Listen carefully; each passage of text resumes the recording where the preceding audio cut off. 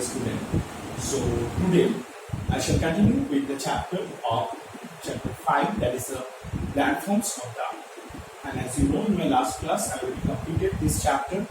Today I just came here to know that about the summarize the chapter. What are the things that we learn from this chapter?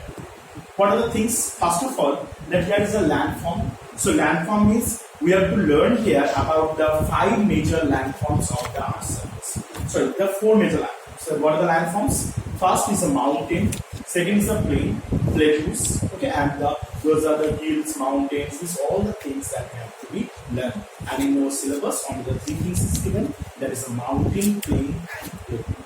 Now here we read at first that what is the definition of mountain?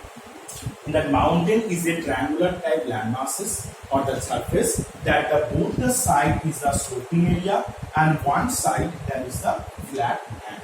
Okay, and this top of the mountain is known as the peak.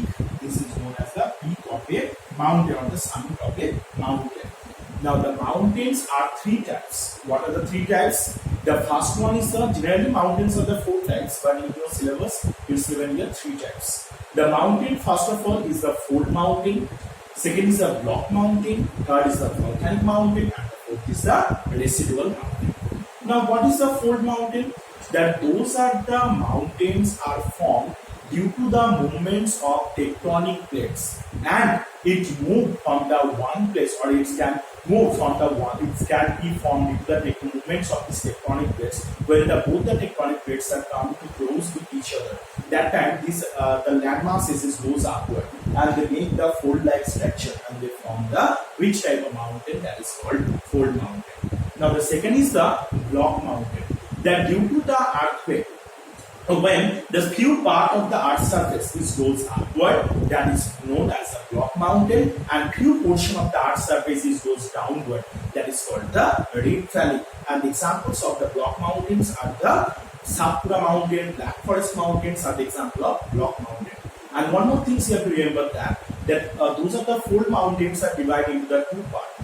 First one is the young fold mountain, second one is the old fold mountain. What is the definition of the young fold mountain? Those fold mountains are made from the 15 to 20 million years before. This type of fold mountains are known as young fold mountain, and the example is the Himalaya mountain.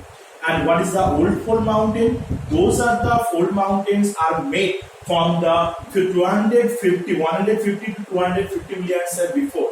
That is called the old fold mountain. The example is the Aravalli mountain. Now the third one is the volcanic mountain. What is a volcanic mountain?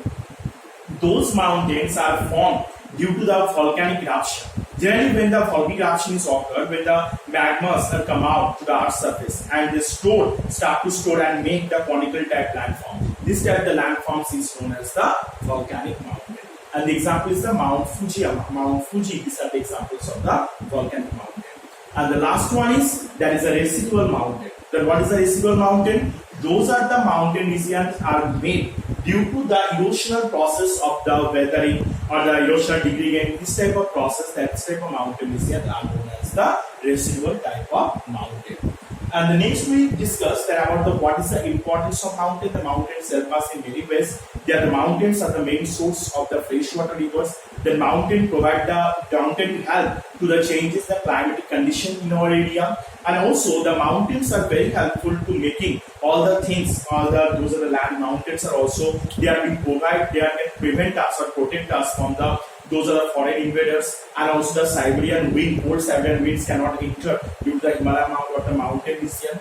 And also the mountains are that help to occurring rainfall also. In mountain area, those are foothills of mountain. There is a many different type of trees it been grown. So that is also been helpful for us. So these are the different things that we have to learn from the mountain. And also are there the next one is about the plateau. The plateau is the flat landform. That is the top portion of the plateau is the flat area. So plateau, that is why the plateau is also known as the tableland. Now what is the definition or the why is plateau is called the tableland? Because the top portion of the plateau that is also flat in nature. That is why the plateau is known as the tableland. Now plateaus are also the different types. There is the first intermountain plateau, volcanic plateau, dissected plateau. Many are there. Tectonic plateaus, many are there. So in between there the intermountain plateaus are very important. that those plateaus were surrounded by the mountain region. That is called the intermountain plateau. And the second one is the volcanic plateau.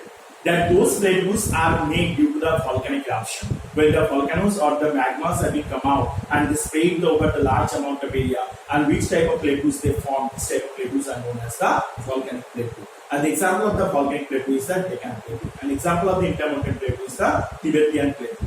And the Tibetan Plateau is also known as the roof of the world. You know for why? Because the Tibetan Plateau is located 5,000 meter above, 5,000 meter above from the sea level. That is why it's also known as the roof of the world.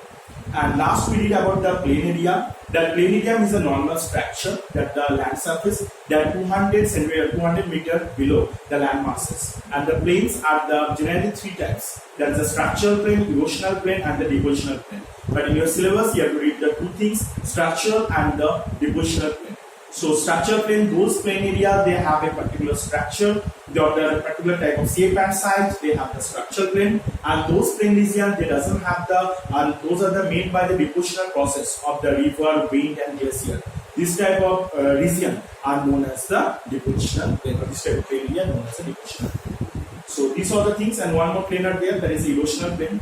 That those are the plane area made by the erosional process of the same factors, wind, river and glacier. That is called the erosional plane. So by this way we can have to learn about the three plane area. And from this chapter, these are the things you have to be learned properly.